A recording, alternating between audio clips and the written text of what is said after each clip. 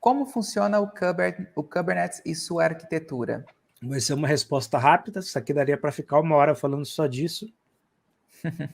Mas para vocês terem uma ideia, um cluster Kubernetes ele é composto por máquinas, normalmente máquinas virtuais, e as máquinas virtuais vão rodar diferentes componentes, tá? A gente normalmente separa em 2 tipos de máquina. Uma máquina que a gente chama de worker, que é a máquina que vai rodar os seus workloads ou o seu software propriamente dito, e as máquinas que a gente chama de controller.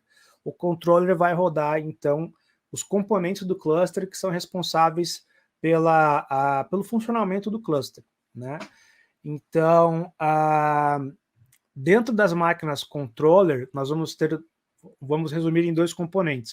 Nós vamos ter o componente control plane, tá? E nós vamos ter o componente etcd. O etcd é um banco de dados chave-valor que vai guardar as configurações do cluster, e o control plane vai ser o componente que vai definir como é que seus workloads vão rodar dentro do cluster. Então, as máquinas que têm o control plane e o etcd a gente chama de controller, os nodes do tipo controller.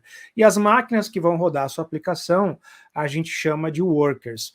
Dentro dos workers, a gente vai ter um componente chamado kubelet, tá? E vai ter os seus pods com as suas aplicações rodando dentro dos containers, tá? Então, dentro do Kubernetes no worker, né, o menor componente que a gente tem chama-se pod. Dentro do pod é onde estão rodando os nossos containers com as nossas aplicações. Então, ele é disposto dessa forma. Normalmente, quando a gente constrói um cluster Kubernetes, a gente tem que ter no mínimo 3 máquinas de controle, tá? E o ideal é que sejam pelo menos 2 máquinas do tipo worker para você ter uma disponibilidade maior na sua aplicação, tá? E aí você pode crescer para o tamanho que você quiser de acordo com as necessidades e a carga de usuários que você estiver atendendo.